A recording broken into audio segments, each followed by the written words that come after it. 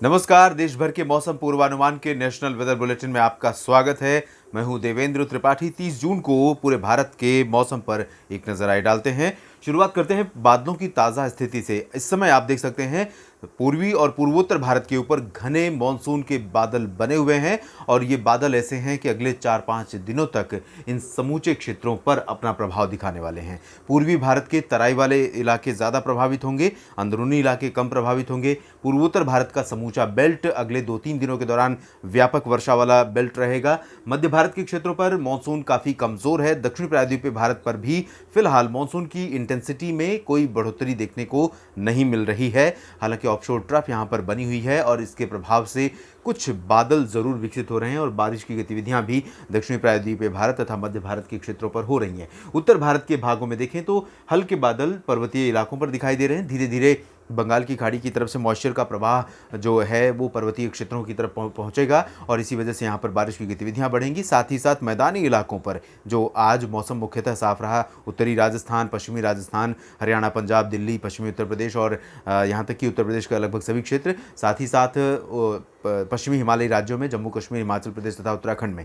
लेकिन बदलाव मैदानी इलाकों में ये होगा कि हवाएं अरब सागर की तरफ से जो चल रही हैं दक्षिण पश्चिमी, ये हवाएं अभी राजस्थान के ऊपर हैं। धीरे धीरे ये उत्तरी राजस्थान तथा हरियाणा के ऊपर से होकर इस तरह से आएंगी और यहाँ पर एक ट्रफ रेखा बनेगी। इस ट्रफ के उत्तर में बंगाल की खाड़ी की तरफ की हवाएं होंगी, इसके दक्षिण में अरब सागर की तरफ से हवाएं होंगी। हालांकि अरब सागर की तरफ से आने वाली हवाएं अपने साथ बहुत व्यापक मात्रा में मॉइस्चर लेकर नहीं पहुंच रही हैं और ना ही आने वाले समय में पहुंचेंगी, लेकिन अभी की तुलना में थोड़ा सा इनकी इंटेंसिटी बढ़ने वाली है और जो दायरा है इन हवाओं का, पश्चिमी हवाओं का, दक्षिण पश्चिमी हवाओं का, अभी इस तरह से है मध्य प्रदेश से होते हुए और ये कुछ समय बाद अगले 24 से 48 घंटों के बाद ये उत्तरी राजस्थान, हरियाणा और उत्तर प्रदेश के दक्षिणी हिस्सों से होकर गुजरेंगी, जिसकी वजह से कुछ बदलाव उत्तर भारत के मैदानी इलाकों में भी 24 से 48 घंटों के दौरान हमें दिखाई देने लगेगा। ये बादलों की स्थिति ताज़ा है और मौसमी सिस्टमों की स्थिति रही और इसके आधार पर अगर हम अगले 24 घंटों के दौरान देश भर के मौसम पूर्वानुमान की बात करें तो देख सकते हैं सबसे अधिक वर्षा वाले 2 पॉकेट होंगे।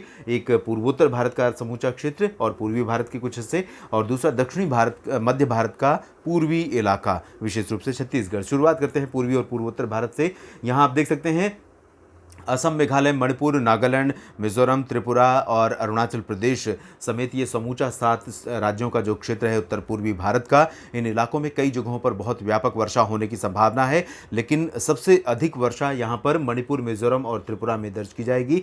मणिपुर, मिजोरम और त्रिपुरा में मानसून 2021 के आगमन के बाद से ही अब तक बहुत इंटेंस स्पेल मानसून का दिखा नहीं था, लेकिन अब यहाँ पर मानसून इंटेंस हो रहा है और कई जगहों पर बहुत व्यापक गतिविधियां बारिश की दर्ज की जा सकती हैं। अनुमान यह है कि यहाँ पर मूसलाधार वर्षा का सिलसिला अगले 48 घंटों तक बरकरार रहेगा। साथ ही साथ बांग्लादेश पर आप देख सकते हैं लगभग समूचा क्षेत्र प्रभावित होगा और न सिर्फ दक्षिणी बांग्लादेश बल्कि ये त्रिपुरा और मणिपुर, मिजोरम का जो रीजन है, इन इलाकों में कई जगहों पर मूसलाधार वर्षा के चलते वाटर लॉगिंग और फ्लड जैसी कंडीशंस यहाँ पैदा हो सकती हैं, क्योंकि कंसिस्टेंसी रहेगी इस बारिश में, यानी लगातार बारिश होती रहेगी और बारिश का जो स्पेल होगा वो बहुत भारी हो सकता है। तो इस वजह से यहाँ पर कुछ इलाकों में बाढ़ जैसे हालात पैदा हो सकते हैं। असम, मेघालय वगैरह में भी बहुत अच्छी बारिश होगी। सिक्किम और उप हिमालयी पश्चिम बंगाल तथा पश्चिम बंगाल के जो दक्षिणी इलाके हैं, इन भागों में भी वर्षा होने की संभावना है। उत्तरी इलाकों में ज्यादा वर्षा होगी। जलपाईगुड़ी, सिलीगुड़ी, दार्जिलिंग और आसपास के इलाकों में, कूच बिहार में भी अच्छी बारिश हो सकती है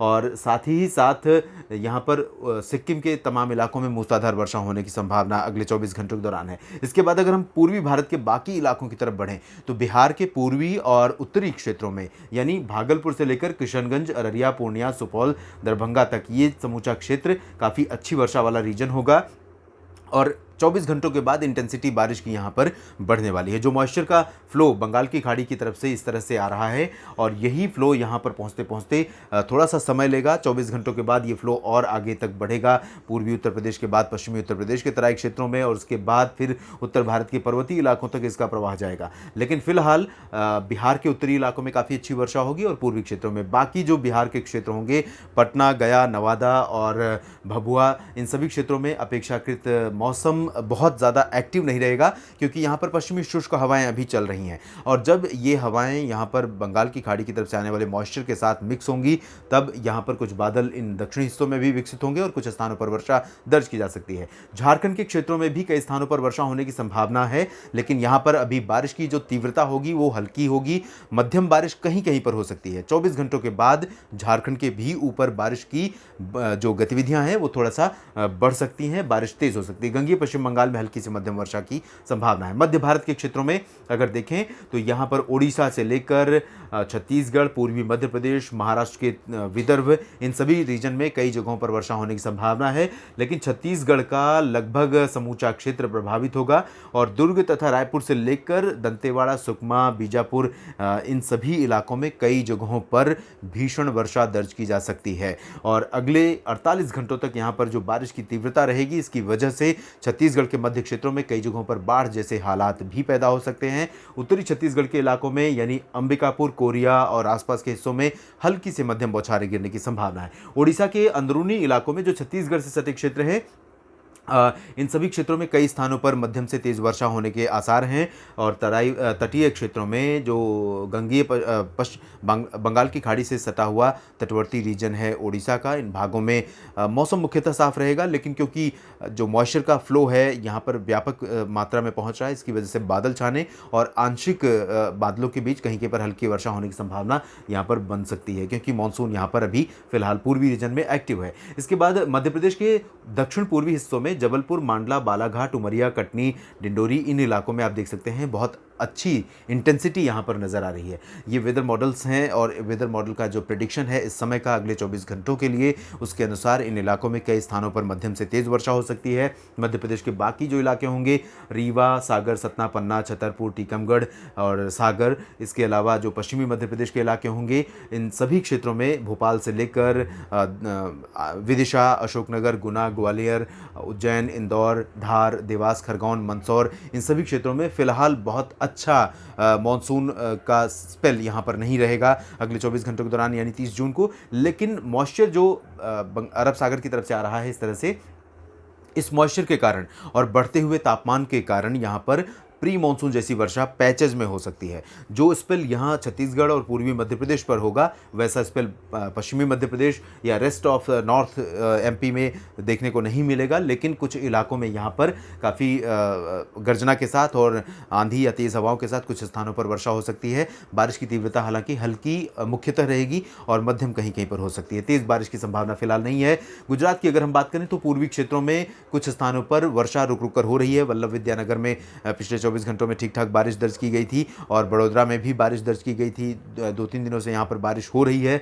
तो इसी तरह से यहाँ पर वेदर मॉडल का अगर हम प्रेडिक्शन देखें तो फिलहाल क्लियर और ड्राई वेदर रहेगा, लेकिन क्योंकि मॉइस्चर का फ्लो है, मॉइस्चर में जो मॉइस्चर कंटेंट है हवाओं में वो बहुत व्यापक मात्रा में नहीं, उसकी जो क्वांटिटी है वो बहुत ज़्यादा नहीं है, बावजूद इसके यहाँ पर कुछ स्थानों पर वर्षा हो सकती है, क्योंकि ये मानसून की हवाएं हैं और मानसून की हवाएं बढ़ते हुए तापमान के बीच में काफ़ी अच्छा रोल प्ले करती हैं। कई बार बिल्कुल भी बारिश की संभावना न होते हुए भी बारिश होती है, तो यहाँ पर बारिश इस तरह की देखने को मिल सकती है। महाराष्ट्र की बात करें तो विदर्भ से लेकर मराठवाड़ा और मध्य महाराष्ट्र तथा कोंकण, गोवा में भी सभी जगहों पर आंशिक बादल छाने और कुछ स्थानों पर रुक रुक कर हल्की वर्षा, 1-2 जगहों पर मध्यम वर्षा होने की संभावना है। मुंबई और अलीबाग, रत्नागिरी, सिंधुदुर्ग, इन सभी क्षेत्रों में भी कुछ स्थानों पर हल्की वर्षा की बौछारें गिर सकती हैं। तेज बारिश की संभावना फिलहाल महाराष्ट्र में कहीं भी नहीं है। तेज मतलब मूसलाधार वर्षा के आसार फिलहाल नहीं है, लेकिन पूरी तरह से ड्राई वेदर भी महाराष्ट्र में नहीं रहेगा। गोवा में भी वर्षा हो सकती है और तेलंगाना में यहाँ आप देख सकते हैं साउथ पेनिनसुलर रीजन की तरफ अगर चलें तो तेलंगाना और उत्तरी तटीय आंध्र प्रदेश का रीजन जो है यहाँ पर काफ़ी अच्छी वर्षा होने के संकेत हैं। मानसून के आने के बाद से यहाँ पर उत्तरी तटीय आंध्र प्रदेश में बहुत इंटेंस बारिश नहीं हुई है, लेकिन अब यहाँ पर बारिश की गतिविधियाँ कुछ बढ़ सकती हैं और अगले 24 से 48 घंटों के दौरान विशाखापत्तनम समेत कई जगहों पर काफ़ी अच्छी वर्षा के संकेत हैं। तेलंगाना में हैदराबाद समेत तमाम जगहों पर वर्षा होने की संभावना है। कर्नाटक में उत्तरी आंतरिक और दक्षिणी आंतरिक कर्नाटक तथा तमिलनाडु में अच्छी बारिश की संभावना नहीं है। तटीय कर्नाटक और केरल में कई जगहों पर हल्की से मध्यम बौछारें गिर सकती हैं। मैसूर समेत और बेंगलोर समेत दक्षिणी आंतरिक कर्नाटक के कुछ इलाकों में हल्की से मध्यम वर्षा की संभावना नजर आ रही है। लक्षद्वीप में कई जगहों पर वर्षा होगी, हल्की से मध्यम बौछारें गिरने की संभावना यहाँ पर है।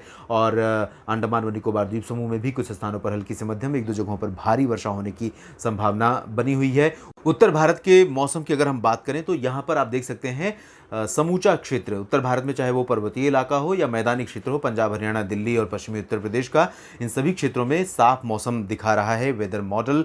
लेकिन हवाओं का रुख यहाँ पर बदल रहा है और अभी फिलहाल आज जो स्थिति रही 29 जून को, यहाँ पर पश्चिमी हवाएं शुष्क चलती रहीं पश्चिमी दिशा से, और इन हवाओं के कारण आसमान साफ रहा और मौसम काफ़ी गर्म रहा, लू जैसे हालात रहे और तापमान कई जगहों पर सामान्य से बहुत ऊपर रिकॉर्ड किया गया।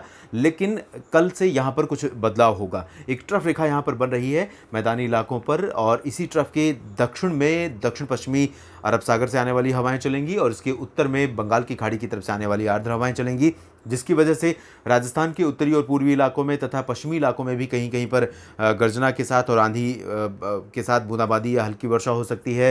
राष्ट्रीय राजधानी दिल्ली और दक्षिणी हरियाणा तथा पश्चिमी उत्तर प्रदेश के दक्षिणी इलाकों में भी कुछ स्थानों पर इस तरह की गतिविधियां हो सकती हैं। उत्तर प्रदेश के भागों में अगर हम देखें तो उत्तर प्रदेश में पूर्वी इलाकों में तराई वाला जो बेल्ट है, इन भागों में बारिश कल से बढ़ेगी। और अगर हम आगे 3-4 दिनों की बात करें, 1 जुलाई से 3 और 4 जुलाई तक की, तो यहाँ पर इंटेंसिटी बारिश की और तेज़ हो जाएगी और अनुमान है कुछ स्थानों पर भीषण वर्षा दर्ज की जाएगी इस दौरान। और धीरे धीरे यही बारिश, यही मॉइस्चर आगे पहुँचेगा पश्चिमी तराई वाले बेल्ट में और इन इलाकों में भी काफ़ी व्यापक वर्षा दर्ज की जाएगी। उत्तराखंड में अगले 24 घंटों तक फिलहाल हल्की वर्षा की संभावना है। 24 घंटों के बाद यहाँ पर इंटेंसिटी बढ़ेगी और 1 से लेकर 4 जुलाई के बीच में उत्तराखंड में तथा नेपाल में कई जगहों पर मूसलाधार वर्षा होने की संभावना है। और इसी मूसलाधार बारिश की वजह से नेपाल, उत्तराखंड और पूर्वी तराई वाले उत्तर प्रदेश के क्षेत्रों में तथा बिहार के तराई क्षेत्रों में जो मूसलाधार वर्षा अगले 4-5 दिनों के दौरान होने की संभावना है। इसकी वजह से नदियों में वाटर लेवल बहुत बढ़ सकता है और वाटर लेवल की वजह से कुछ इलाकों में नदियों से सटे क्षेत्र हैं वो जलमग्न हो सकते हैं। तो यहाँ पर बाढ़ का जो खतरा है उत्तरी तराई क्षेत्रों में उत्तर प्रदेश और बिहार के, वो अब मंडराने लगा है और यहाँ पर बाढ़ की आशंका पैदा होने लगी। आमतौर पर ये जुलाई में कंडीशंस यहाँ पर देखने को मिलती हैं। पश्चिमी उत्तर प्रदेश में अभी फिलहाल अगले 24 घंटों तक मौसम ज़्यादातर जगहों पर शुष्क और साफ रहेगा, लेकिन आगरा, अलीगढ़, मथुरा, हाथरस, एटा, इटावा, मैनपुरी और बुलंदशहर, इन इलाकों में कहीं कहीं पर गर्जना या धूल भरी आंधी के साथ बूंदाबांदी हो सकती है। तेज़ वर्षा की संभावना नहीं है। और दक्षिणी हरियाणा में भी कहीं कहीं पर, उत्तरी हरियाणा और उत्तरी पंजाब में या पंजाब में सभी जगहों पर मौसम साफ और शुष्क रहेगा। राष्ट्रीय राजधानी दिल्ली में डस्ट स्टॉर्म की संभावना बन सकती है। आइसोलेटेड प्लेसेस पर लाइटनिंग स्ट्राइक और थंडरस्टॉर्म के साथ कहीं कहीं पर हल्की वर्षा भी हो सकती है, बूंदाबांदी हो सकती है, लेकिन इसकी जो प्रोबेबिलिटी है वो बहुत ज़्यादा नहीं है क्योंकि अभी पश्चिमी हवाओं को दिल्ली तक का सफ़र तय करने में थोड़ा वक्त लगेगा। मुख्यतः बादल जो विकसित होंगे गरज वाले, वो राजस्थान पर विकसित होंगे, उनका रुख रहेगा इस तरह से पूर्वी और उत्तर पूर्वी, तो थोड़ा सा इम्पैक्ट दिल्ली पर भी उसका शेडो, उसका शेड दिखाई पड़ सकता है। बहुत डायरेक्ट इम्पैक्ट, डायरेक्ट जो वेदर डेवलपमेंट है वो दिल्ली और इसके आसपास के आसमान पर फिलहाल नहीं होगा। पंजाब और हरियाणा के क्षेत्रों में 1 और 2 जुलाई के बाद मौसम करवट लेगा जब ये बंगाल की खाड़ी से आर्द्रता यहाँ पर पहुँचेगी और इसी के चलते अमृतसर, जालंधर, पठानकोट से लेकर अंबाला, यमुनानगर, पंचकुला, चंडीगढ़ और आसपास के इलाकों में करनाल तक मौसम में बदलाव हो सकता है। और 2 जुलाई, 3 जुलाई से लेकर यहाँ पर कई इलाकों में उत्तरी क्षेत्रों में बारिश दर्ज की जा सकती है। उत्तराखंड में जैसे कि मैंने बताया बारिश अगले 24 घंटों तक हल्की होगी, उसके बाद बढ़ेगी। हिमाचल प्रदेश और जम्मू कश्मीर तथा गिलगित बाल्तिस्तान, मुजफ्फराबाद में भी 1 और 2 जुलाई से वर्षा की गतिविधियाँ बढ़ सकती हैं। 30 जून को फिलहाल ज़्यादा हरकत या ज़्यादा हलचल मौसम में देखने को नहीं मिलेगी। 1 जुलाई के बाद यहाँ पर अच्छी बारिश की संभावना बन सकती है। देश भर के मौसम पूर्वानुमान के इस बुलेटिन में अभी इतना ही। आप बने रहिएगा मौसम तक चैनल के साथ। धन्यवाद।